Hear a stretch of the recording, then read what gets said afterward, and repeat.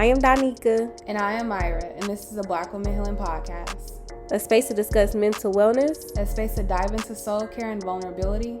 Here, we will support you on your journey as you focus on your healing, while also giving you the work along the way. Welcome to Black Women Healing Podcast. Hey y'all, I am here to announce that our book, Let's Heal, a workbook designed for Black women with various modalities by your co-hosts Donika and Myra, is now at a storefront. And so the storefront is Urbana Goods. It's a community store that brings an upgraded experience of connecting with the community with small crafting gatherings and workshops and supporting other local businesses by housing and selling their merchandise, such as us. And they even sell some of your typical items from the local convenience store. Like y'all, I literally bought some body butter, hair products, and a cute purse, all from this store, just to give you a little example. So when you have some time, check out Urbana Goods. It's located in Gardena, California. The actual address is 1756 West El Segundo, Gardena, California, 90249. You can put it in your GPS, whatever you need to do, but go ahead and make your way there and check us out. All right, y'all. We're back with another episode of Black Women Healing Podcast. And as usual, we have a special guest. But before we get started, we're going to engage in a random discussion. So, this is hard. I want to do something that's like juicy, but I'm also like, I ain't got nothing on my mind. So that's also like making me struggle a little bit.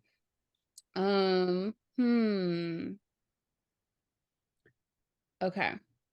What is something that you've been really wanting to do that you just have not found the time to do, or like it just has not worked in your schedule, but like you daydream about doing it? That is an interesting one. Clearly, I have something on my mind. Yeah, you go for it. You go first. I need to go see Usher's residency in Vegas. Like, if that is the last thing that I do, I need to do it twice. Like, I need to do this. And I don't know how to make it happen because I'm like, what would I do with the baby? Her dad will want to go, but I know her dad will want to stay with her. So I'm like, okay, maybe I need to go with friends and he come, and then maybe me and him go and she stay with friends. So I'm like, how are we gonna make this happen? So I've been trying to talk her grandma into flying out here to meet us in Vegas so she can watch the baby. See, it's just taking too much thinking. But I really want to go, and our timeshare like is offering us free tickets. Like, I want to go so bad. Your timeshare is offering you free tickets? Yeah, but it's like all these different like logistics to it where I'm like, I don't have that much brain space. Like, I just want to go and like it just happened. I mean, you kind of got to go now that you got free tickets, regardless of logistics or not.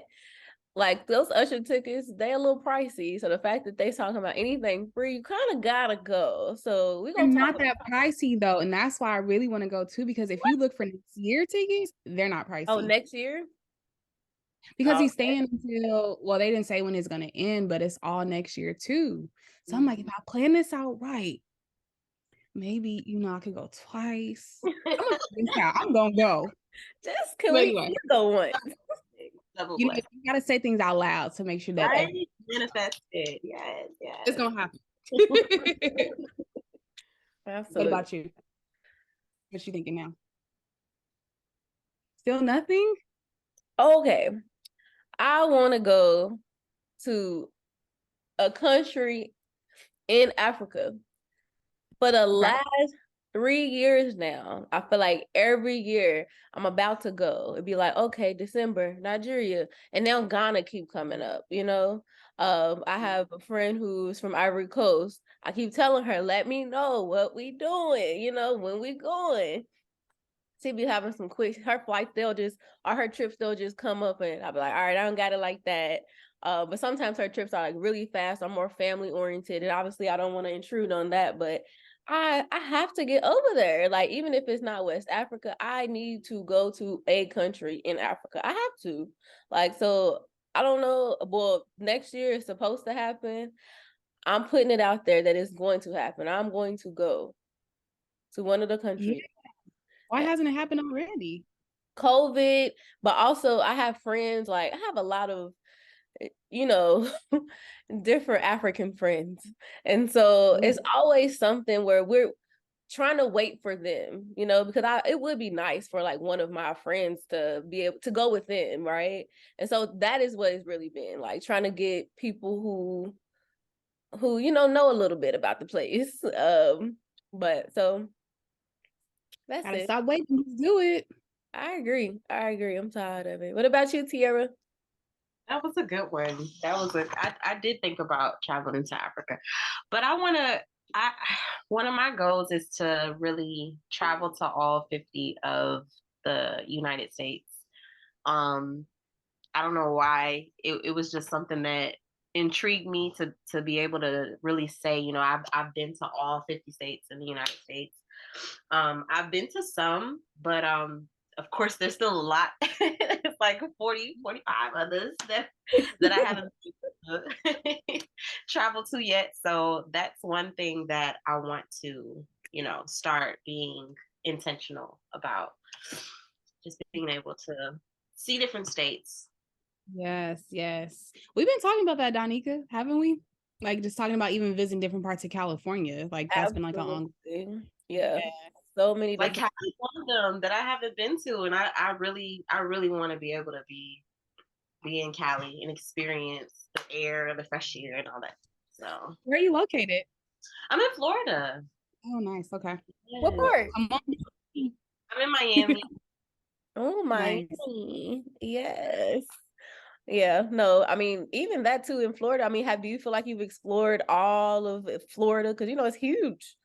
Right, it is. I've actually lived in a lot of different parts in Florida. Like I've lived in Gainesville. I lived in Tampa on the West Coast. I lived in Miami, of course, West Palm Beach. So I feel like I've traveled to majority of it. I probably haven't gone to certain places like Destin. Destin's really beautiful. It has a lot of, you know, nice beaches and stuff up there, but Key West. I'm kind of tired of Florida. Have you been to Key West? Have you been to Key West? I've been to Key West. I've been to Key West. It's pretty far. It's like a long highway. But yeah, I feel like I've experienced most of Florida enough, you know. And I just want to get out there and like go to California, Texas, you know, those other major states. Yeah. Well, as y'all hear, Tierra is our guest, and I'm gonna go ahead and introduce our guest. So Tierra Renee is a mental health advocate, blogger, and podcast creator of Black Girl Therapy. So I'm gonna spell that so y'all can make sure you follow it. So it's blk.grl therapy, and it's Instagram, a blog, and she also has the Pinkprint Podcast. Her goal is to help followers like you heal from generational trauma through conversations concerning mental health and pop culture. Please follow her Instagram. We'll have it in the show notes. And check out the Pinkprint Podcast latest episodes, Haters on My Plate, That's Low Vibration, featured on Anchor and Spotify. So you're probably wondering, what are we going to talk about today? Well, we want to talk about high functioning depression because Black women in particular are highly impacted by this. So to just go ahead and dive in, we want to ask Tierra how we're defining high functioning depression so that our audience understands. So my definition of high functioning depression is when you have pretty much all of the symptoms of depression, yet you're still able to do, you know, your daily activities like go to work, you know, work out, socialize with friends.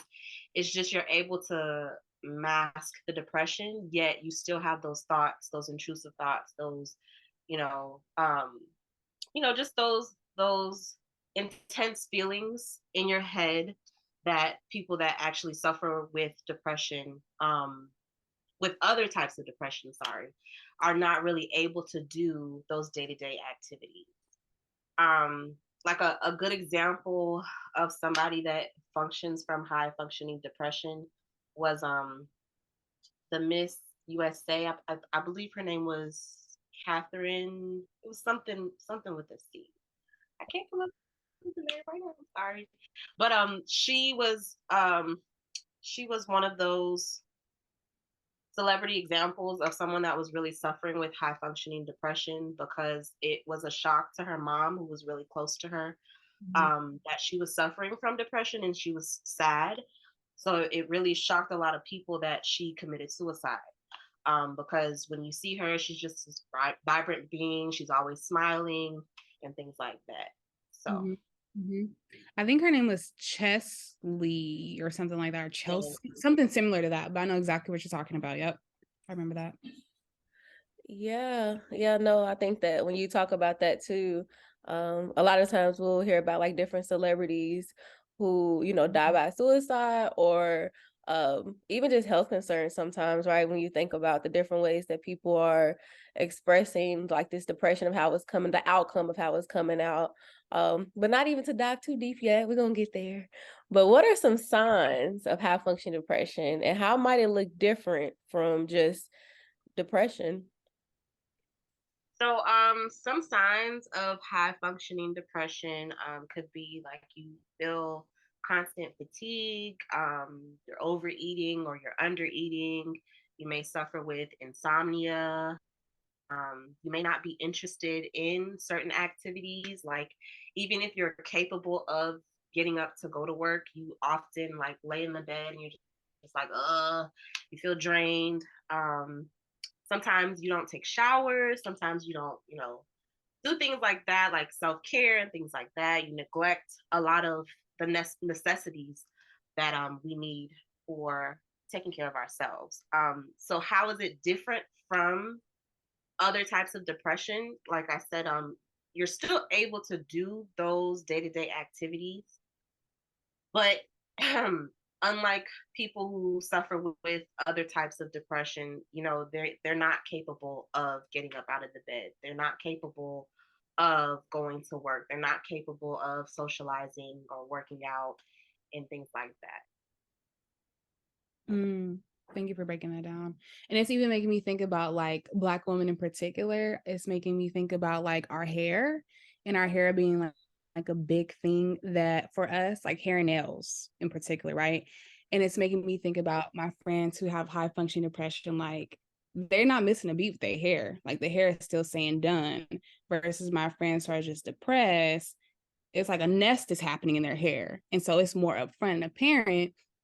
And so it's also making me think about the relationships that we have with the people that do our hair and how that's therapeutic. And I'm wondering what role that plays in depression and what that support looks like. That could be a whole nother episode, but my mind like went to the hair and how we're thinking about hair, especially like our friends that are like always on top of their hair, like just thinking about that. Cause I've been able to pinpoint some of my friends who was like, your hair, you haven't went and got your hair done, like what's going on? And they've been able to tell me like, well, I'm actually depressed, I haven't even washed my hair at home, and then going into like a deeper conversation about that. Yes, absolutely. Another thing I'm thinking about is like your household, like what it looks like. And some people are just, don't get me wrong, naturally messy people, and maybe like, that's a learned behavior of what they've seen. But I mean, I most definitely feel like what your home looks like is usually what you really feel like. So sometimes you'll see somebody out and yeah, they look good, like you said, Myra, they got their hair done, nails done, even the skin, probably they might still got the skincare routine going down, but then you go in that house and it's like disheveled and everything is everywhere, and it's like, oh, okay, it could be some other things going on. And I would say for sure for myself, that's how I know when something's going on with me, when it's like I like the smallest things to do in the house that like might be straightening up, it takes me forever. It's like, okay, yeah, something's going on right here. Yeah, I appreciate you pointing that out, because now me and my client, we were having a conversation where she pointed out her house being messy, but the conversation was about she's been consistently traveling to run away from her house, reminding her that she's depressed and it's messy. So we were having a conversation about now she's traveling, she's adding more mess to the mess that she already has. And we were able to break down like that was making her more depressed. So we ended up having a conversation about, why don't you get somebody to come clean your house? That too. Yep, that too. You can afford it. I feel embarrassed because I feel like I should be doing that. And I was like, and that's your high functioning depression. You trying to add another thing onto your plate to try to push through when you got the money, get the person to clean your house. And so I'm happy that we were able to have that conversation, because when I say traveling, like this lady was going to Africa one week in like places that were not making sense. And I'm like, you just woke up and decided to go to Africa for a week? Like that doesn't make sense. Like that's something you plan for. So yeah, I'm happy we're talking about this. Yes, absolutely. Okay, so Tierra, in your personal opinion, what are some ways to deal with high functioning depression?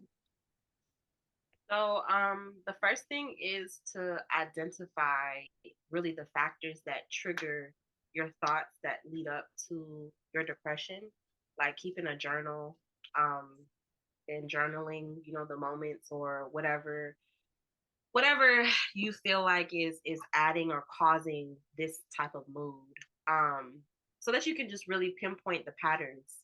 Like, what is it? Maybe it's something that somebody says that may trigger the depression. Being in a workplace and dealing with other people, maybe it's something there that may be triggering. What is it that's really triggering this type of mood for you? For me, it's also maintaining a healthy lifestyle, as far as like taking my vitamins like B12 and zinc, because sometimes it's really like a chemical imbalance that's causing the depression. Eating more fruits and vegetables and drinking a lot of water, because food is really another thing that contributes to us being depressed. Because I was vegan for like 6 months and a half, and I could really tell the difference when I was vegan, how my body reacted to being more healthier with the things that I was eating. And I felt like, because when you're depressed, you also have like a brain fog. So being able to eat healthy kind of helped me think more clear. I had mental clarity. I was able to be refreshed after having a full 8 hours of sleep, different things like that. Also, I feel like exercising, even though some people that have high functioning depression, they say that they do things like yoga and they still work out and things like that, but maintaining some type of movement, dancing, something that gets you active to release those endorphins, um, and just finding some type of routine to keep yourself going, and being more purposeful with your day, planning out your day ahead of time so that you're not using that time to just feel like, oh my gosh, I just want to sleep in the bed all day and things like that. Yeah, thank you for breaking that down. Why do you believe that Black women in particular are the biggest group for high functioning depression? I feel like Black women are the biggest group because we kind of have this mentality of, I need to be strong. I have to be strong. I have to hold it all together. I have to be the strong Black woman all the time, when really that's really not the case. We don't always have to have it together. We don't always have to hide our emotions, and we can actually express our emotions and heal from them, because the purpose of us, wanting to heal is to be better, to do better. So I feel like as Black women, we kind of have this pressure of being one way, when really we should actually just take the time to heal. I appreciate you breaking that down.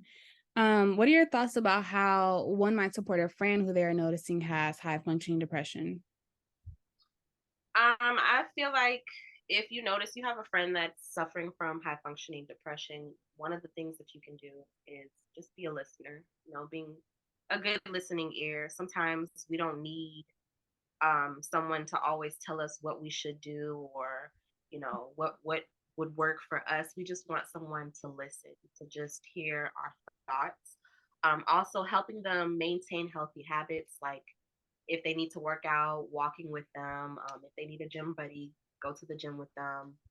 If they need an accountability partner, be that accountability partner without controlling the situation.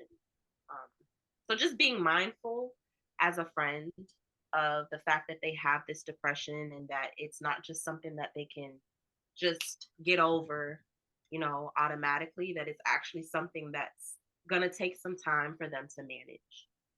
Yeah, for sure. Okay. I'm just curious about your own personal story of like What actually encouraged you to create Black Girl Therapy and the platform that you create, the platforms, plural, that you've created? Period. Because I am someone that has suffered with depression. And it really took me a while to kind of really notice that I was suffering with depression. I come from also a Caribbean background. So not only is it in the Black community that we struggle with actually going to therapy and actually dealing with our mental health, but especially in the Caribbean community. Mm-hmm. So once I was in college and I took on being a psych major, I learned a lot about different mental health disorders, and I started to realize, like, oh my gosh, these are some things that I've seen, happen within my family, that I've seen within myself. And that's when I was really able to put a name on the emotions that I was feeling. And so I felt like around the time that I created Black Girl Therapy, there wasn't really a lot of mental health outlets out there for Black women to follow and really, understand, okay, once I identify with a mental health disorder, what are some things that I can do to help heal from this disorder and manage the disorder so that it's not taking over my life. So that's when I decided it's time for me to create a blog and really help other women go through and manage the same things that I've been through. Yes, absolutely. Thank you so much for giving the backstory to that. And you most definitely are a pioneer right now for, I'm sure, your family and your audience and our audience now too. So, but to go ahead and wrap today's recording up, if you had to give a takeaway for our listeners, it could be anything you would like to say. What would you say? You're not alone.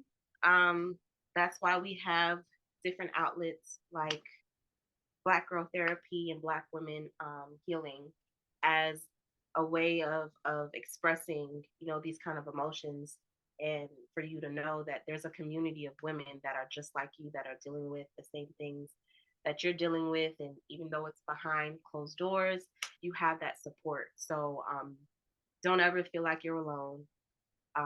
You can always reach out and share, whatever it is that you're going through. And I'm always here to listen, and I'm sure you guys are. I hope you all were able to learn a little bit more about high functioning depression from Tierra. And I think as we wrap up, I just want to kind of just like reflect on my own experience. I feel like I'm someone that has struggled with high functioning depression, and now like I'm just open and honest about what I have going on. But what I would have probably wished for my friends to do more of is to just like check in, because I feel like oftentimes, like even with like my dad and like my family, they are always like, oh, we don't do very much for you because we know you figure it out.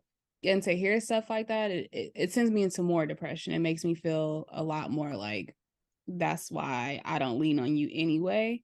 So whether it be like, we use social media a lot. So whether it be like, I saw this video, like I sent it to you, and the dumbest stuff makes me laugh. So it could literally be somebody touched their toes and accidentally farted. Like, I don't care. So like anything. So just letting people know that you're thinking of them. And if you sense something is going on with your friend, rather than being like, I thought something was going on after, why not be like, hey, like I'm gonna come over and check on you or do this, and that. I think it's really helpful to recognize like the type of personality your friend has or the person in your life and kind of go off of that. Like, for example, I like when people are like, I'm gonna come over on Saturday and do X, Y, and Z, as opposed to like, what is your schedule looking like? I was thinking we could do this. And it's just like, you're making me think too. I don't want to think too. I want you to do the thinking and you just show up and do the thing. So thinking about the personality that the person in your life has and how you can be there for them. And also just thinking about the personalities that your friends have to maybe help them to avoid experiencing depression. Like, how are ways I can show up for my friends and my family to just be a person in their life? That's it. It's that simple. Just things to think of. What you think about?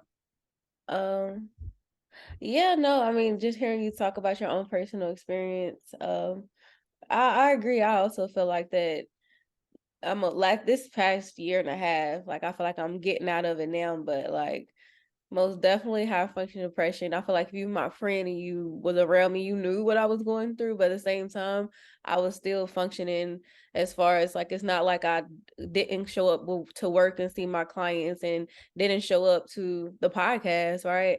Speaking of, I don't know if I feel like, no, you don't listen to the read, but basically on the read, Kid Fury, one of the co-hosts, probably like a few months ago, it was an episode where he was just like he was going through it.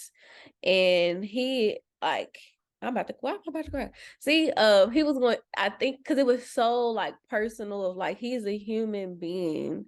And like they didn't have episodes for like a few months. And when I tell you, I would check to see if they release episode like every week. And I absolutely love the fact that they were not, because what that meant was that he was taking care of himself, you know? Like we can't always show up. And even sometimes when people are, it does not mean they're not going through something. And so, and they're back now, but he's still like, you know, being open and honest about like, you know, he's still going through it, but he's you know, trying to get out of it. But like, we don't know what people are going through ever, even when it appears we do. So it's nothing wrong with asking how are you doing, and sometimes you do have to say like ask different questions, because the how are you doing, sometimes it's such a habit just to be like, oh, I'm fine. Maybe, I don't know, ask some deep questions. I don't know, how's your soul feeling today? What's the first thing that was on your mind when you woke up today? How you been sleeping? Ask different questions. And if you notice that your friend has depression, name the depression, give it a name. So that way you could be like, is Billy Bob showing up today? Where is Billy Bob at in your life? Because that helps them to have more comfortability in having that conversation. If it's not like, I am Myra and I have depression, is I am Myra and sometimes Billy is at my house. That makes people feel comfortable. So just a little tip, naming it with the person from the problem from the person. I feel like depression in particular is something like, it's very helpful for people to do that. It's very helpful. I 1,000% agree. Yeah, I do that for anxiety too with my clients and myself. I've given my anxiety a name. But yeah, I agree. It makes it more personal, and then, you know, because sometimes the word depression, it's like overkill. Tired of hearing it, right? Just like coping skills. When I hear coping skills, I'll be like, I'm tired of hearing that too. So it's nice to like create your own name to it and actually get some connection to it, because at the end of the day, it's something we're going through or you're going through regardless. And you want to be able to not be scared of what you're going through and feeling like you want to be able to address it, deal with it. What's happening? How is this connected to me right now? Right. And so, yeah, I would say that, as you know, I feel like that high functioning depression, as we're talking about it, community and like support systems are a big part of it, actually. Yeah, because it's making me think about our sis, Miss Esther. And she talked about resilience and resource care. And it's making me think about that resource care piece coming into community. How are we making change? What resources are we being connected to? Versus like talking about resilience and depression feels icky, because let's not think about it that way. Maybe further on down the road, but in those moments, it's about that resource care. So I really like that terminology. Yes, absolutely. Anything you want to add? No, I feel like that's it for me. What I will say is, if you are somebody that's struggling or know somebody that's struggling, please don't be that person that's like, do you journal? Do you meditate? Let's really be like thoughtful and think about, again, what does this person like that we can do together? If your friend likes to dance with them in the mirror, dance with each other, like really think of like, what do I enjoy doing or what feels good to me? Let's not go to the journal and meditate thing, because sometimes that irritates people and people don't want to hear that all the time. If that's what they like, yeah, but if they don't ever mention that, don't randomly be like, have you tried journaling and meditating? Yeah, absolutely. You have to personalize. Our healing is personalized. And so that's why you should purchase our workbook. We got different options and different modalities. It is not one thing, it's multiple. Yes, if you have not, so go ahead and purchase our workbook, Let's Heal. It is on Amazon and it will be in the description notes, and it literally has like all these different modalities to heal, so it doesn't have to be like just journaling, just movement. It's like all of the things. And so yeah, like I mean that could even be something you utilize with yourself, but also if we're talking about like as a support to somebody else, you can literally send that one of those prompts to somebody, a screenshot, and send it to them, and that could be helpful. So, or you want to buy it for them for Christmas or whenever, Black Friday, whatever you want to buy them for. Yeah, I agree. So I feel like at this point, once this episode is going to be released, Myra, you still have an event going on. What event will that be? Yes, this event will be the Resilient Tea. It's going to be its 5th year. Wow, 5 years. Anyway, it'll be its 5th year. I've been saying that, not realizing what I've been saying, but whatever. But I'm coming back to LA. It's been a little minute since I've had one in LA. It'll be in Beverly Hills, and it'll be at a beautiful tea place. So be sure to check out the link in our description, in our bio, and the event will be on December 11th. So I hope to see y'all there. Absolutely. And we will and we will absolutely be taking some time to rest. So don't worry if you don't see a new episode coming from us. We'll still try to catch up on our story, but we're taking Esther's advice, and we're going to for sure rest and reset and do all the good things to make sure we're taking care of ourselves. And we hope that you all do too. So see you next year.